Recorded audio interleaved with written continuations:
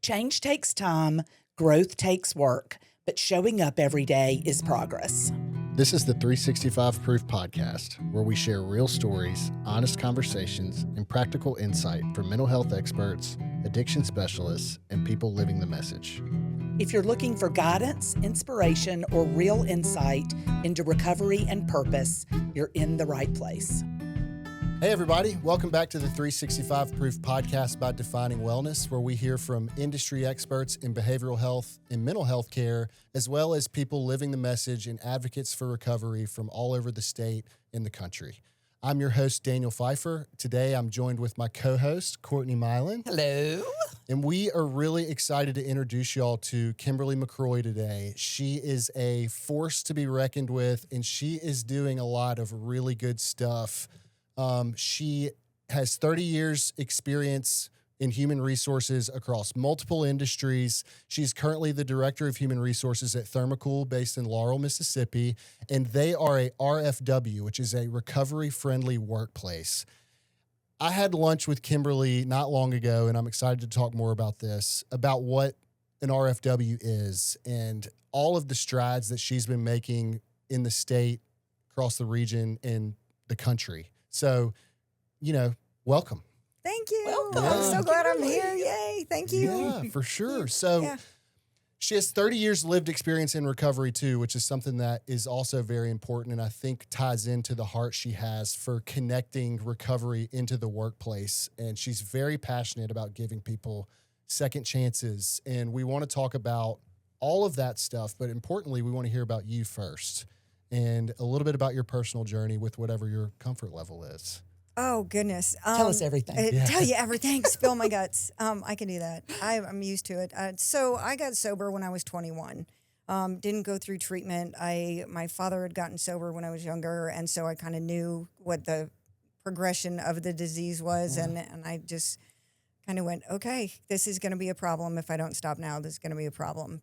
So I got sober at 21, and I have stayed sober. By God's grace, I have stayed sober. And that's the only thing I've done right over 30 years. I love it. And I do need to correct you a little bit. I have not been in human resources for 30 years. Okay. The only thing I have consistently done for 30 years is stay sober. That's it. Business has been, I've been in sales and I've been in management. And so I've been in business for over 30 years. But so recovery has just kind of been the only consistency in my life, no matter where I was. Most of my career has been spent in construction. And so then I moved into manufacturing. But so how do you explain? I mean, it's 30 years of recovery. I got sober in Arizona. I was there for many years. And then the downturn in 2008, I was in the construction industry. And so the company I worked for in Phoenix moved me to North Mississippi. And they're actually based in Hattiesburg. So that's how I ended up in Mississippi. A couple of jaunts here and there. I spent a year in China with my ex-husband. Oh, wow. Yeah, you want to talk about recovery in a very difficult black market undercover I cannot imagine. Yeah, it was crazy. I need to hear about that one day. Yeah, so I think sometimes we take for granted the access that we have and the recovery community that we have in the United States and what's available to us here. And I'm just super grateful. Arizona, when I got sober, we were talking about this. There's 1,500 meetings a week. Incredible. And so you had your choice. You could just, there was no reason to not be able to stay sober. And I think that for me is the reason why I didn't have to have treatment is because I had access to meetings. I could go to a meeting before I went to work. I could go on my lunch break. I could go after work and I'd go to dinner and then I would go back and I'd go to an evening meeting. So I spent my days in recovery, even though I had a job. Right. And so that's the way that worked for me. I don't think that's available to everybody in every area. Right. I know in Mississippi, that's not necessarily available to everybody. So, so that's it. And I am currently focused on my Al-Anon program, and that has also evolved as your children grow up. Right. And no matter what you tell them and no matter, they're going to find their own struggles. And as a parent, we're going to struggle. And I think those old family behaviors kick in. And that's when my codependency kicked in. And so here I am, Al-Anon. Yeah. Well, the theme, what it sounds like is you've just consistently been in the work and in the action Yes. over the last 30 years. Yes. And that has transformed from, 12-step groups to Al-Anon to everything else. And now it's kind of intertwined with your work. It has. And that's why this is such a gift for me, is because I now look at recovery as recovery. And it doesn't have to be you are recovering from substance use disorder. It doesn't have to. Recovery in a whole it can encompass so many different things. It's codependency. It's all these other things. Recovery is a very broad term for anybody that is trying to do better and trying to enhance their lives. And we have these 12-step programs that help all these different areas. And I think we automatically think recovery is substance use disorder. Right. And of course, that's 90% of it, I would Right. say. I mean, that's just a wild guess. But so I want to encompass recovery as a whole. We have a whole big picture here of people that are in recovery, and it can be people coming back out of prisons, people that may not be in a 12-step recovery program, but drugs were a part of why they got in trouble. And now start looking at how do we fix that? How do we fix this whole program? And how do we create environments that are friendly and workplaces that are friendly for these people? And so I'm lucky enough that 30 years of, recovery experience and being in and out of the rooms of AA, I say out, but not really out. I took a 10-year hiatus there, and, I was so grateful when I got back. Right. Don't recommend that. Don't Right. do that. It's not a great option. For sure. But so I have been able to take that experience and 30 years of business experience and to be able to combine these two things right now into this just amazing work. It's like it was just destined to be, that it has taken me this long to figure out what I'm doing to come together. And I never felt like I had a true career path. I was supporting my kids, and I was working, and I was doing what I had to do, and staying sober. And now all of that experience finally feels like, wow, Right there's a on reason time. it's right on time. Not my time, but Right. right on time. Yeah, it's really good. So tell us what an RFW is exactly. So can I tell you how I got here? Yeah, for sure. So I had been working for a construction company, and I'd been there for 10 years, and I had two kids graduating from high school, moving off to college. One went to a military academy. The other one was graduating, set to go to another military academy. These two great kids, and everything is going well. All of a sudden, my son wakes up and he has a seizure on the morning of his high school graduation. And so his whole career path just changed. Everything about him just changed. So that happened. Because of the military? Because Okay. now he's medically disqualified to go to a military school. So his whole entire path, which we'd been working on this since he was in 8th grade, right? So they're both on this one path. So you take that. That's a pretty big hit as, single mom raising two kids. We have this whole life plan planned out, and now it's changed. I was fired from a job for the first time in my life in April. Never been fired from a job. Fired from a job in that following April. So now I have a child that I have no idea what's going on. We're trying to figure out medically what's going on with him. I lost a job. I have no idea what I'm going to do. I had just finished remodeling a house. I'm just like all of these things. And it was just trauma after trauma after trauma and trying to figure out how to deal with it. And so a friend of mine that I had known for years in recovery said, hey, I need some help, and I need somebody to come help us out. We're trying to figure out how to give back to the recovery community. I want to figure out how to get the recovery community into our work, and how do we create a workplace for them so that they can come to work. And it's just a give back. Like, this is what we want to do. We just want to engage our local community. So he hired me. And I started working into that program, and he said, well, as it happens, we have an HR position available. I think you're going to be perfect there, and I think we need to move you into that position.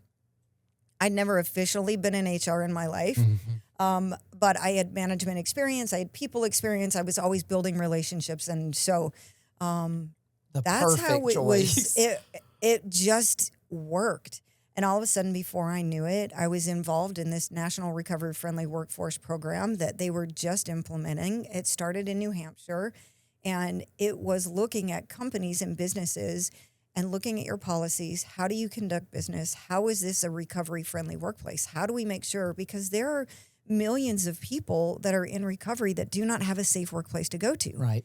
So we're excluding a huge population from the workforce. And so many businesses are looking for workers and cannot find. Why are we excluding these millions of people from good jobs when we have employers that are seeking employees? And so that's how it started. And we ended up being one of 11 nationally certified recovery-friendly workplaces in the nation. And I mean, we're a little itty-bitty manufacturer in Laurel, Mississippi, and I'm sitting at the table with Oracle and, these companies that are not only nationally known, but globally known. And they have thousands. They have more employees than we have population in this town that we are in. You know what I mean? So this is amazing to me that I'm sitting at this table, and we got invited to DC, and we were part of that whole inaugural class. And What year was this? this was this just recent? last year. Oh, This was, so it's 25. We started that was in 23. So in Okay. October of 23 is when I started this program. I started with Thermo-Kool in September of 23, moved to HR in October of 23. And by the following September, so September of 24, I was in Washington, D.C. receiving our national certification. That's crazy. Tell me how that works Yeah. out. That is not Somebody of was me. focused. I'm telling you, that was not of me. Like, it Yeah. cannot be. No Right. matter how much work I do, no matter how much I put forward, that's not, like, this is much bigger than me. And it's just evident because I was sitting at the table and there was a construction company, multi-state, huge construction company sitting next to me. And we were talking and he asked me, what we did and that kind of thing. And I told him, and he says, "How are you even here?" Yeah. He said, "We've been doing this for years. How are you here?" And I said, "Right time, right place, I guess." Yeah. I mean, we were just supposed to be there. So that's amazing. I do. Wow. I'm so grateful for that. So you started Thermo-Kool in September. October, you're in HR, which has never been a thing. No. And then 12 months later, you're in Washington, D.C. Yes. What a timeline. Yeah. Yes. That's crazy. But here's the numbers. This is the even crazier part. So we started, like I said, in October. We start looking at the certification process. And this is what the certification does. It makes you look at all of your policies. What are you doing as a company? How are you supporting the people in recovery? We had to look at our drug testing policy. Are we a zero tolerance policy? That's not really recovery friendly. Not drug testing. We tried that. That didn't work either because all of a sudden now you go through the factory and you can get high walking through the factory. So, we had our trials on trying to figure out what works and what doesn't work. And so we looked at that. Then we had to look at the mindset. And I think this is the benefit of me being in recovery is that I was able to look at the mindset and say, if you are in recovery, what do you need? What's the biggest thing? What hinders you the most when you're in recovery about going to work somewhere? And that is, I have to pay my bills. I am so far in debt because I've been so irresponsible for so long. I am in debt and I need to be making a top dollar wage so that I can afford to get myself out from under the rock that I've built myself in. I feel like I am second class. I don't have the money everybody else does. I feel like I have shame and I feel like everybody is looking at me and I am different than everybody else. So how do we take those things and how do we create this environment where they feel like they are part of everybody else? And so we implemented coffee. We just put coffee in the break room. So everybody could just go get a cup of coffee when they wanted to. It felt safer. It felt like a more inclusive environment. And then we put the entire workforce in uniforms. So whether you are new, you're in recovery, whether you're old, you've been here forever, everybody looked the same. As soon as you hit that factory floor, everybody was the same. So they confidence. Confidence. You felt like you were a part of. You felt like you were a part of something bigger than you. And this gives you a sense of self-worth. Mm-hmm. So that was just some of the little things that you do. It's huge. It is huge. And it doesn't seem like people are like, that's not a thing. Yes, No, it is a thing. Mm-hmm. It is a thing because we're talking about the mental mindset of somebody in recovery is very different. And if you don't have somebody that understands that, then you're not going to be able to change your policies. You're not going to be able to create an environment that is inclusive. Right. So being able to see that and know that and say, this is what we have to have for these employees. So we did small little steps all along the way. And we implemented, like I said, the coffee, the uniforms. We changed the way we talked about teams and the workforce, and we just made it very inclusive. Everybody was part of a team. How do we get together? We worked with our local drug court, and so that's smart. it was the only way we were able to do this is we partnered with our drug court, and Consuela Wally is our counterpart in Jones County, and she is unbelievable. She is amazing. She is.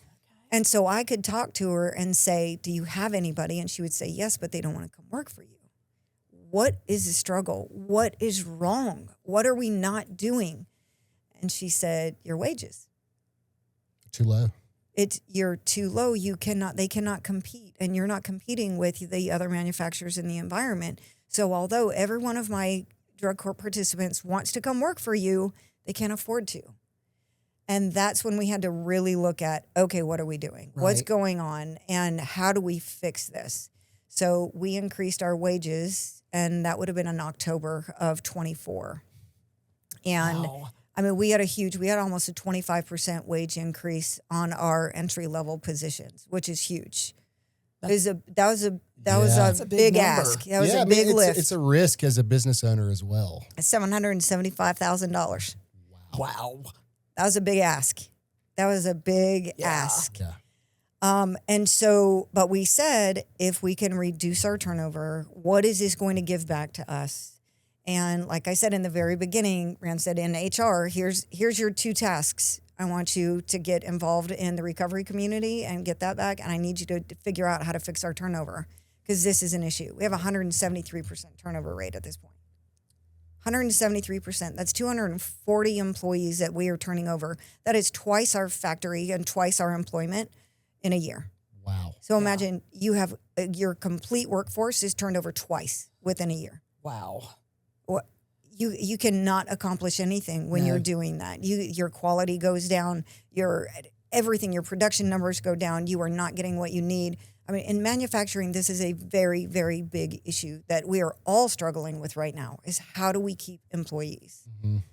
So we did all of those little things. And Did you consult with like people you were interviewing, like ask them what they need, or did you guys just come together and just start coming up with these great ideas? it just happened. I'd love to say that there was this huge roadmap and we had this whole plan, but honestly, we looked at it, and when I was looking at the certification criteria, we would look at it and we would say, okay, what's something that we could do to offset this, And so I would work with the plant manager, and I would say, okay, we're having this problem. What do we do to fix it? And, well, what if we thought about doing uniforms? Maybe that would help. And, how do we get inclusive? So it was just this so cool. just evolution of teamwork and working together. And what do our employees need? We really put our employees' needs first. We did not put the company's needs first. That's the key. That was the key, is that we looked at it from an employee perspective. And if we want to hire people in recovery, how do we meet them where they're at instead of them coming to meet us where we're at? Right. And that was the huge culture shift. And when you can look at that whole culture change of this was a business first philosophy, and we're going to run this manufacturing firm like we have always run it, to what do our employees need? How do we meet our employees? And what are we going to get back for that? Right. And so here we are, fast forward, we just got our numbers back, and we have reduced our turnover rates from 178% to 44%. Unbelievable. Employers, do you hear that? Yes. Listen up. So That is substantial. When you figure that the national average for one employee to be turned over is $8,900 per employee, we figured ours was $6,700. Ours is a little bit lower than the national average. So based on our numbers, we saved $1 million. $1 million in 1 year. So that's $700,000 increase. You're in the black. We were 1.8 million. So you take out the 800,000 that we spent on uniforms and wage increases, and that still leaves us with $1 million net. Worth it. That is well worth the investment. So you invest in people, and it's a smart business investment. And we didn't realize it. I mean, I say that, and I don't mean to discount what we've done. And it has been a huge team effort. We couldn't have done it without the drug court's involvement and the judges working with us. And I mean, it's just been a process. And everybody at Thermo-Kool that worked with us to do all of these things and fight with me for these things that we needed to do. But when you look at it, it makes sense. Complete. Yeah. Like light bulbs. I mean, look, business owners, as we're all aware, they want to look at data. Right. Right. I mean, We have the data. Data. Yeah. We finally have the data. Yeah. And that's just year one. So now look at yes, we have the continued wage increase, but what is that to reduce turnover rate? What is that? How does that translate into production numbers? Because we're not going to see those production numbers until 26. We're not going to see the quality numbers increasing until 26. So those are just very basic raw data numbers. That's not the longevity of what's going to change as we have gone forward and implemented these things. And how does that change the entire workforce? Not to mention the tax credits that we get. So there are some tax credits too. Not enough in my opinion. I think we need more tax credits, but there are some available to us, and that's not even included in those numbers yet. Do you know the national average for turnover for manufacturing across the country off the top of your head? So it sits in our sector, it generally averages about 40%. Okay. So we're about average now. But if you take a manufacturer, let's just say in Mississippi, you have an Ingalls, how many thousands of employees do they have? We have some very large manufacturers in the state of Mississippi, and even if their turnover rates are 40%, say they're at average of 40%, what if we reduce that by 5%?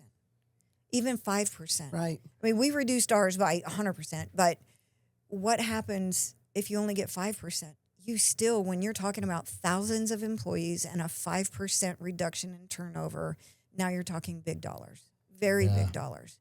And I can't explain how this has just become my passion. And I see it because I love the numbers. I am a business person at heart. I love that. Recovery just happens to be something that I've done for 30 years. I can relate. But combining these two things and seeing the numbers and seeing the business, this makes sense. This is smart business. Absolutely. How do we take care of people and then have it translate to business success? And we found something here that works, and so I'm really excited about taking this program forward and what we're going to be able to do with it in the future.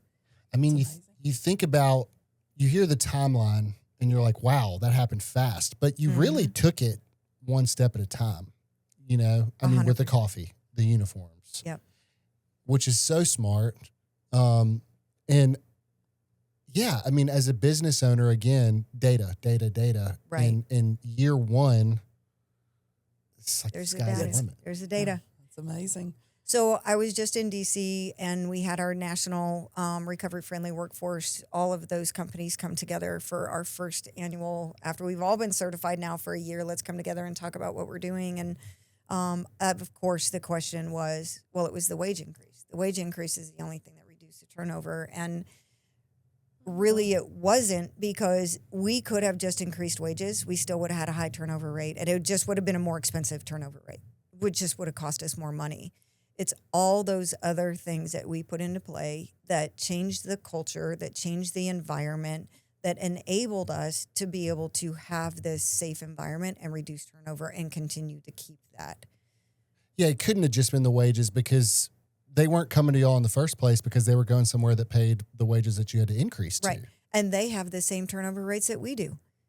Those manufacturing companies that are down the road, that they're still struggling with high turnover rates, that their wages are not offsetting their turnover rates. So we did something in addition to just increasing wages that made a very big difference. And it's incredible.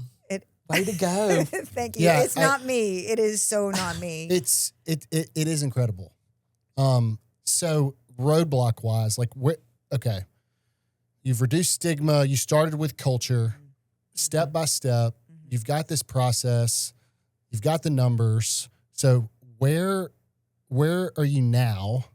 How, because I remember when I met you, I was like ready to hop in the car and go to DC with you. Yes. Where are you now? What's in front of you, and how do we get there? So,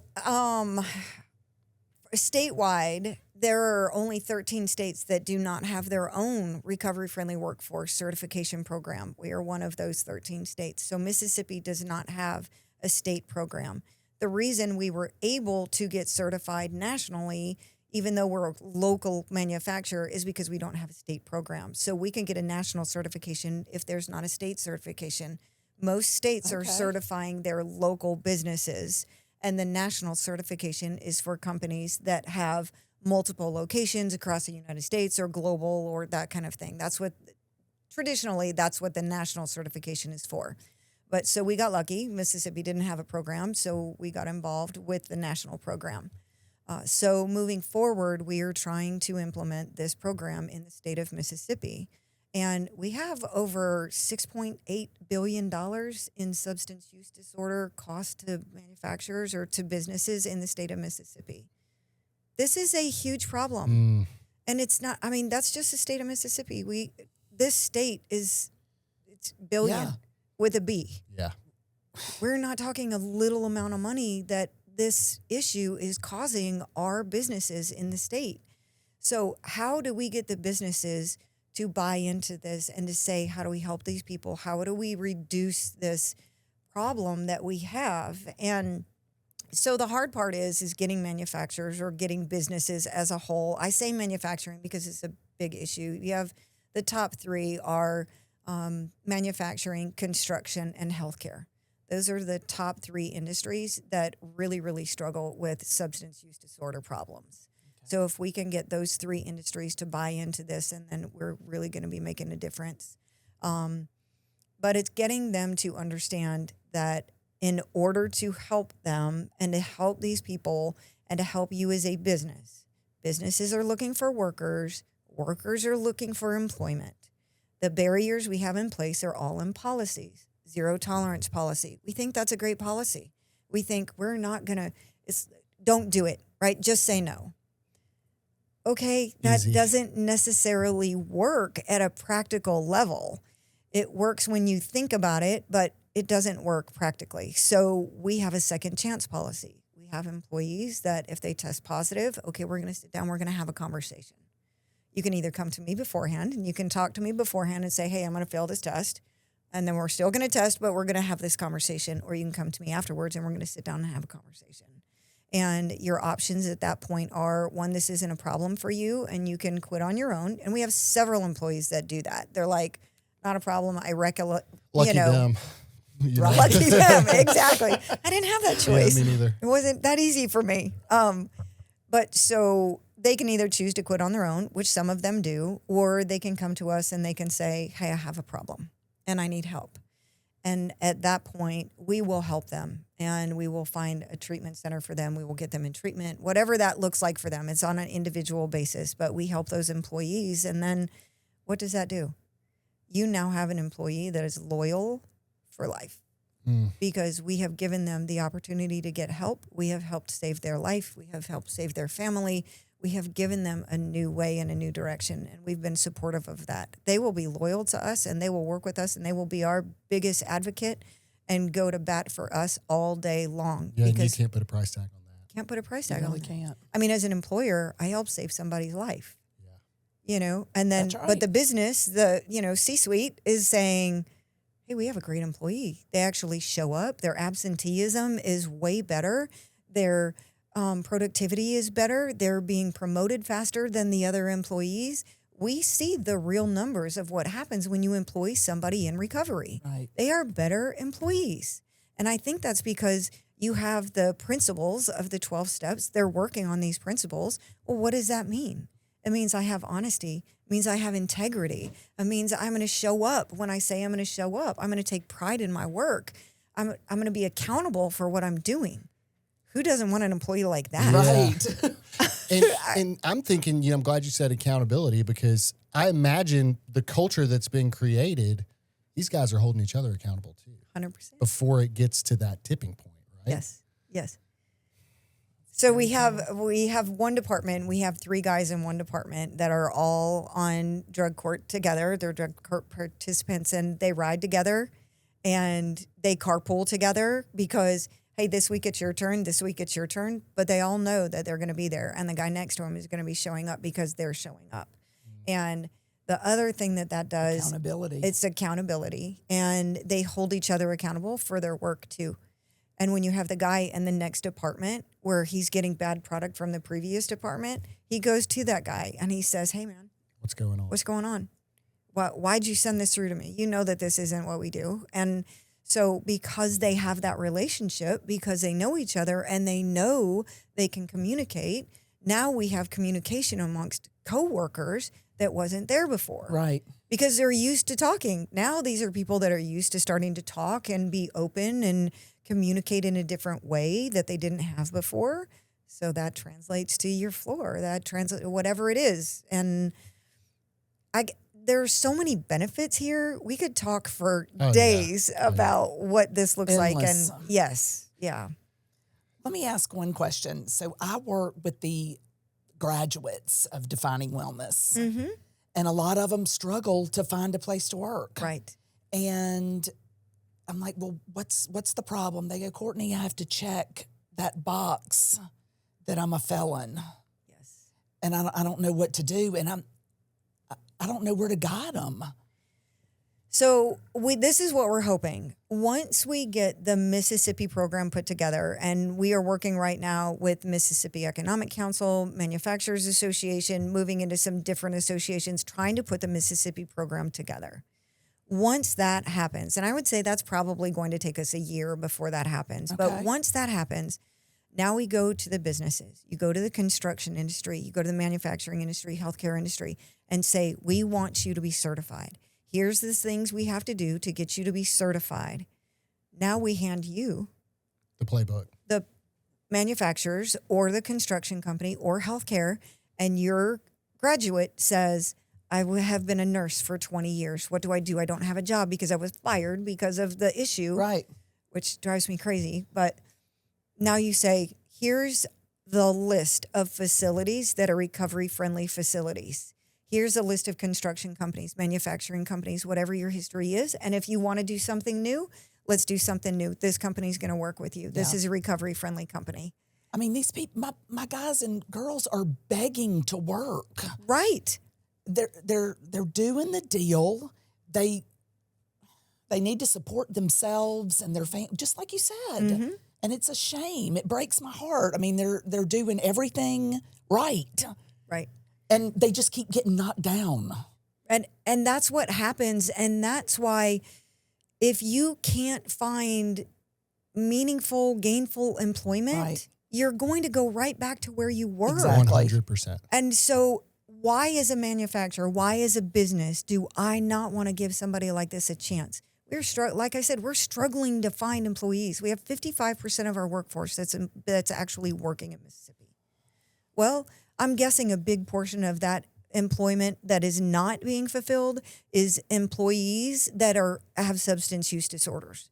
I bet, yeah, that sounds And right. so I encourage all of the people that apply to us, be honest.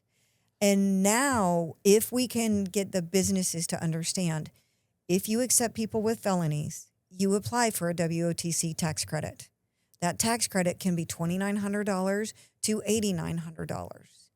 Imagine if you have a large workforce and you qualify for a WOTC, that's work opportunity tax credit. Okay. Felon, if you have, there's a bunch of different qualifications Sure. for it. But even if it's $2,900, it's $2,900 that you just got in a tax credit. So check the box, say yes. We're going to pull your background check. We're going to have a conversation, and I'm going to ask you to fill out the questionnaire. I can't force you to do it, but I'm going to ask you, please fill out this questionnaire Right. so that we may be able to get a tax credit, but this helps offset so that we can offer these programs to you. We can support you as you're coming to work. And so once we get this certification in place, all of these businesses will be able to say the same thing. So you, as you're working with your graduates or the drug courts can be working on resumes, they can put it on there, WOTC tax credit certified or tax credit eligible. Now, all of a sudden, it's a recruiting tool. Everybody wins. So your business is like, I'm going to get tax credit. The person individually is saying, hey, I'm worth it. You need to hire me. This is why you need to hire me. I'm going to be a benefit to you. And so what used to be a stigma, what used to stand in and hinder them getting work, now becomes, this is an opportunity for me to set myself apart from somebody else so that maybe I do get hired instead of the other person. How much of this is just pure education? I mean, there's got to be so many employers who just have no idea that those tax credits exist. I would assume. Some of it is not knowing it exists, but the other thing is it's very, very cumbersome. It is not easy. Mm-hmm. And we fortunately are working with the HRIS system now that actually handles all of that for us. So I don't have to go in and calculate and sit down with every employee and ask them to answer the questionnaire and then send it in and then go back and check and do all. I cannot manage that. And a lot of HR departments cannot manage that. It's an administrative burden. So it is not worth the $2,900 because your HR department is actually probably spending more time than money than they're getting back in the tax credit. So if you can find somebody that is handling that for you, like we have our insurance broker, right? They handle a lot of that administrative burden for us. Same thing. You find somebody to handle this administrative burden for you, somebody that does these tax credits for you, then it's just, you just check the box. Wow. And you move on. Now I'm thinking like, okay, putting ourselves in the shoes of somebody who's newly in recovery, which we've all been in. Mm-hmm.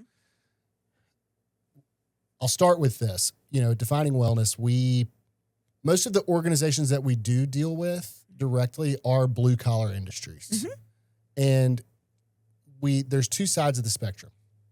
You've got the employer who's like dropping their guy off here. He's on the release. He wants to be updated. He cares. He's like you. Mm-hmm. We've had other instances where maybe they're told, yeah, you can go to treatment and file for FMLA, and then they're here for a week and then they get fired and then their insurance is terminated. It's which I know drives me crazy, and I know that drives you crazy as. Well, that's against the law. Yeah, I mean, we've seen some crazy stuff. Yeah. And there's that shame that I think probably a lot of our alumni deal with when they are a felon. Yes. It's on both sides of applying for a job or while currently at a job. They're like, okay, I need to get help. Mm-hmm. So for Thermo-Kool, let's say somebody comes in your office in the morning and they say, Kimberly, I have a problem. I need to go to treatment. Mm-hmm. I have a wife. I have 2 kids. Am I going to get paid while I'm in treatment? What is that? What do you tell that person? Because I think that's a huge concern. So we had that actually happen to us. So we had an employee. She got a DUI, and I think it was her second DUI. For some reason, her background check did not pull the first DUI. We didn't catch it. Otherwise, we would have had the conversation ahead of time. But anyway, irrelevant. She came in, and instead of on Monday morning being terrified that she was going to lose her job, she knew who we were. She knew what kind of a business we were. She walked right into her supervisor's office on Monday morning and said, I got another DUI and I need help. Called me, said, Kimberly, we need your help. I was in her office. I was talking to her. She was in treatment within 24 hours. And she got paid for 32 hours a week while she was in treatment for 30 days. So she could relax in treatment and actually focus on herself. And you know what happened? She was released in 3 weeks. Really? Instead of having to stay the 30 or 45 days, 21 days, they said she has been amazing. And that's incredible. And I think part of that is she is not worried. She's not worried about, she got her kids taken care of. Right. Everybody was handled. And I have a job. I'm getting paid. I don't have to worry about it. I know my mortgage is being paid, or my rent or my car payment or whatever it is on your mind. She had none of those worries. All she had to do was go to treatment and focus on getting better. And she dug in and she came back, and she is the most loyal employee. And so you remove all the obstacles, Right. and you'd be amazed at what happens when you remove those obstacles. I'm just thinking, as a treatment organization, the probability of success, however you define success, right, which is across our industry, It's it's a different gray for area everybody, for right? sure. I can't imagine the participation level and the willingness, those distractions. Mm-hmm. Huge. People will go to the bitter end to not get help because of these things. Right. And to be able to go into treatment, like you said, Courtney, and focus on yourself and relax, the probability of success would skyrocket. Right. And on a business standpoint, because I'm going to always go back to the business. No, this is good. So your business is paying for that. They're on FMLA leave. Mm-hmm. So now you have paid FMLA leave. Guess what? There's a tax credit for that. There is your tax credit right there. So the business is being offset. That is being offset. The cost of that is being offset when you do that as a business. So you cannot look at this like this is just a dollar for dollar. I am paying this out. I'm not getting anything. You are getting a return on doing this, and helping people is a return on your investment. That's what we keep coming back to. What's the ROI? What's the ROI? We hear it all the time, right? Yep. Here's where it is. So you're helping people and you're allowing them. And the other thing that we found is the treatment centers that we work with, they are so willing to work with us. They know that we have an employee that we're paying while they're with you. So we're paying them to spend time with you. Please keep us up. Make sure that you are giving them the best treatment you possibly can, because we're still paying them. They're still our employee, and we are still trying to take care of them, even though just please be considerate of that. And I think that's why they are so available to say, okay, we know you're getting paid. We know the employer is paying for you here. We're going to give you the best treatment. We are going to get you back on your feet as soon as we can possibly get you back on your feet. And then we're going to implement a very structured outpatient policy for you. So they can come back to work. And even though we may have wanted you to stay that extra 2 weeks, we're going to work with you at 30 days instead of 45 days so that you can get back to work because your employer paid for you to be here. But we're going to give you a very stringent outpatient so you can get back to work. But we're going to have some real serious, outpatient structured for you. So it's been really beneficial for us to work both ways. The employee gets what they need. We get a better employee at the outset, but then you're also willing to work with us so we don't have to pay, or they don't have to go those additional 2 weeks, because we're only going to pay for 30 days. So that's the way our policy is written. There's some other companies that I understand are doing it a little different. Some don't pay at all, but when we get the state program, this is one of my, pet projects, I guess, within the program. If you cannot remove this fear and the financial burden, then you're not going to have people buy into this program, and it's not going to get off the ground. We have to find a way to give them financial security so that they can get the help. Right. And like Daniel said, working in the treatment field for so long, when the employer is backing the client up, it makes all the difference. It's 100%. I would get excited. I'm like, yay, you are a great boss, is what I would say. Thank you so much. Right. And sometimes I would think if the client maybe wants to leave early, get the employer on the phone to just give a friendly reminder of this opportunity you've been given.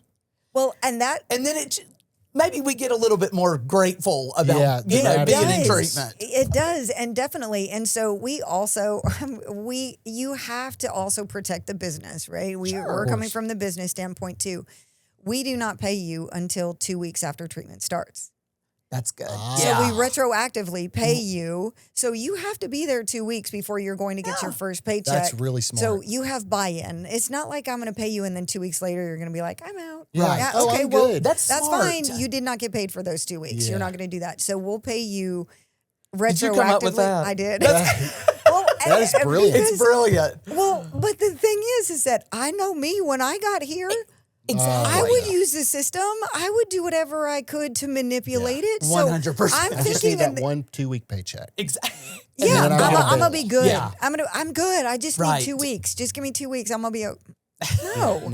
I played the game. Right. And so I guess as part of being in the mindset, you have to be in the mindset of somebody that's newly in recovery, and we're gonna try and get away with everything we can get away with, and I just said that the other day to somebody. I was like, what can I get away with and still stay sober? Yeah, right. There's still we still have some of that. Yeah. And so, Little bit, yeah. Yeah. maybe. bit.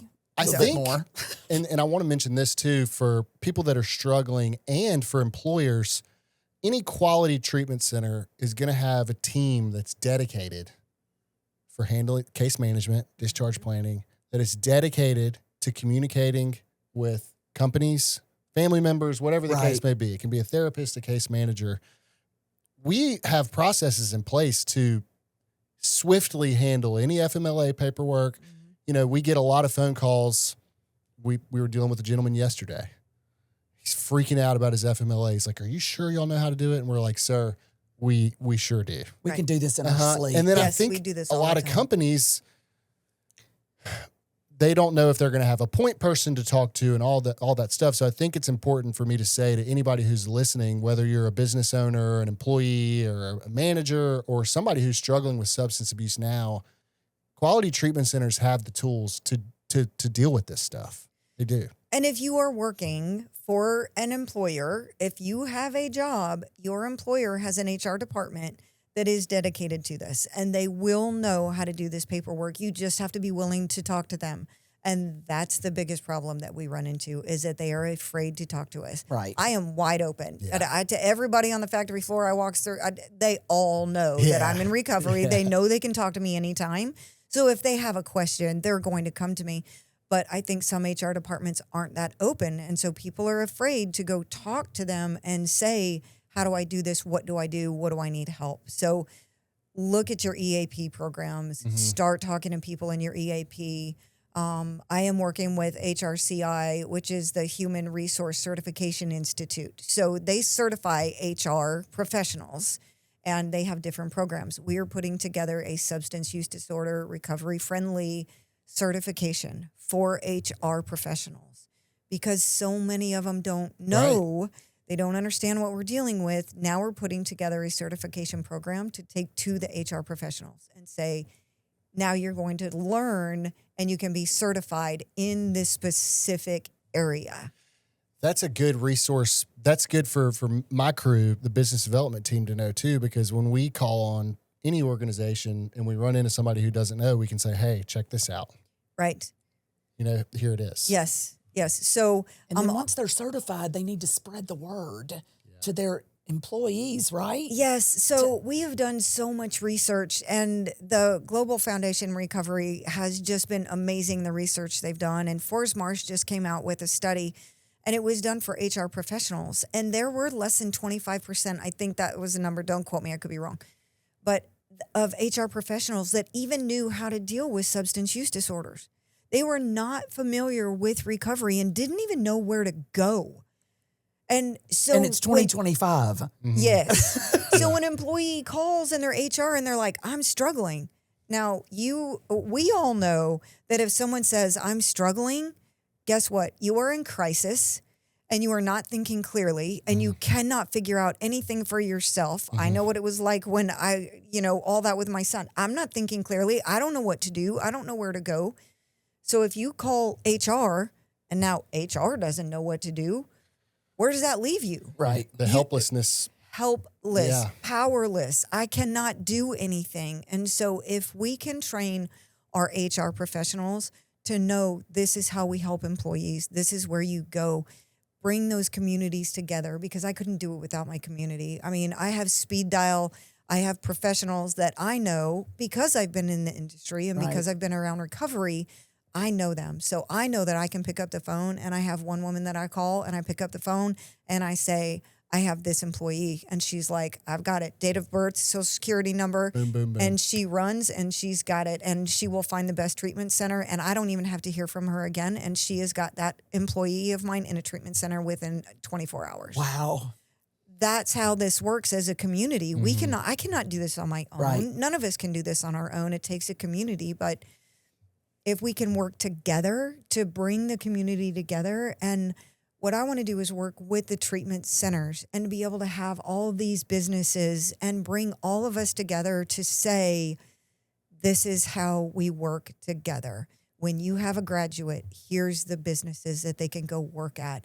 And now the businesses are calling the drug court saying, hey, do you have anybody? These are the qualifications I'm looking for. Or they can call a treatment center and say, do you have anybody with these qualifications? This is what I'm needing.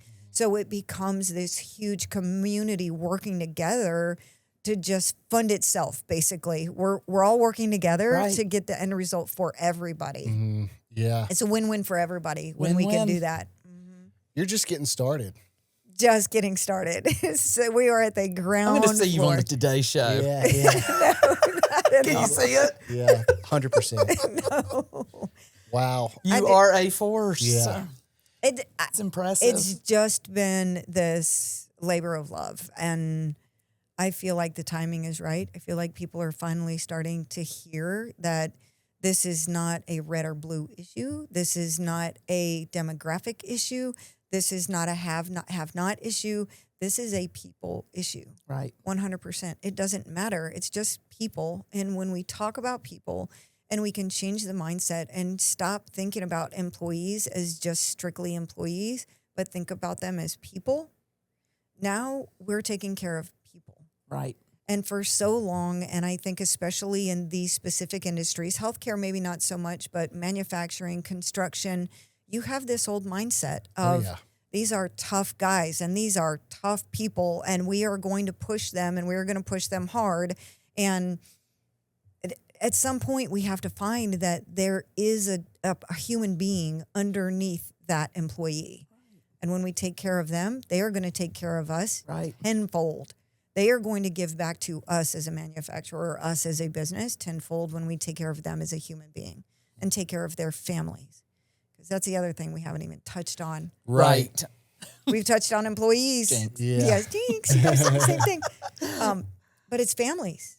Right. Which one of our employees is coming to work and he had to get up this morning. He had to get his wife up off of the floor and figure out how to get the kids to school because his wife is passed out and she can't. And what about that? How much are our employees paying because they're dealing with that? Mm-hmm. Or the kid that has to get up and he has to wake his dad up to get his dad to work and that's why his dad's late. Or we're not even talking about the families that suffer. So for every one person, there's at least 3 people that are affected by this disease. Oh, no. It's more like 5. Yeah. There's no question. Yeah, it's crazy. Wow. Yeah, I mean, we could sit here for a while. We could. We really could. I have just one more thing. Yeah, come on. So when I was at the SHRM, that's Human Resource Management Association, we had a meeting and our speaker was Damon West and he was our keynote speaker. I don't know if you've ever heard his story, but it's phenomenal. You need to read the Coffee Bean story. But what he said was, if you yourself don't suffer from SUD, if a family member or a friend doesn't suffer from SUD, which find one person that doesn't, one of those 3 doesn't qualify.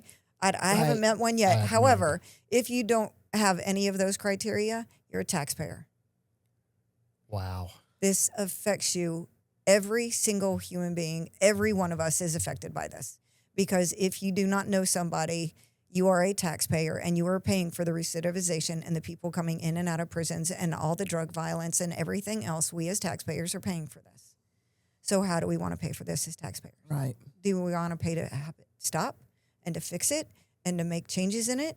Or do we want to just continue to do what we're doing? Wow. Make some changes. Let's make some changes. Let's Make it different, right? Yeah. I think we have the opportunity to make it different. We do. We're doing it. Yep. I mean, you know, on both sides. Like, I just want to have a front row seat whenever you're on stage in DC. That's, you know? I just want Mississippi Right. I was not raised here, right? But this is my home and I love it here and I raised my children here and I want them to stay here and come back and be fantastic engineers here and just, I want our state to be able to be a front runner in this and say, we are doing it right. Look at what we're doing and look at how we're doing it. And all of the manufacturing changes, everything that's going on. We are number 2 GDP in the nation, which means our state is right now, we are at the cusp of something very, very big. Let's make sure this is also at the ground floor of that so that as the state grows, this grows right along with it. I feel like we have so much potential here. For sure. Absolutely. The Mississippi boy in me is like ready to go. Oh, right yeah. now. I'm like, let's show them how it's done. Right? How can we not? I mean, when you see the numbers are starting to show up. They're showing up in education. They're showing up in how we're growing in profit, how our companies are growing. Let's make this another one of those. Let's see what Mississippi's doing, because that in turn is also going to help our economic position. No question. Which has historically been at the bottom. Right? Year after year after year. Yes. I do have to admit, though, my boys, they're all over the place, and my son's at a military academy, and they're like, Mississippi? What's in Mississippi? Yeah, what are you doing horrible. down there? What are you doing there? That's a horrible state. He's like, yeah, it is. It's horrible. Yeah. And I told him, I was like, don't tell anybody how great it is Right. here. We don't want anybody to know. But, I mean, I say that just jokingly. Of but course. I love this state, and Me this too. has become my home. And like I said, I've lived in 13 states, 2 different countries. I've been all over the place, and this is my home. I love that. Yeah, it's beautiful. Makes me so happy. So People ask me, out of all the places, where would you live? I'm right here. I haven't left. I have not lived anywhere longer than I've lived in Mississippi, and I love it, and I don't want to leave. So we don't want you to leave either. No. thank you. So before we wrap up, what can places like Defining Wellness do to support you and support all things RFW? Talk about it. Okay. I think when you're talking with your employers, or you have an employee referred by an employer, say, hey, this is something that we're looking at doing. This is what the state is doing. Will you please start looking into this? Start thinking about becoming a certified recovery-friendly workforce, because it is going to take, we're going to have to find funding somewhere.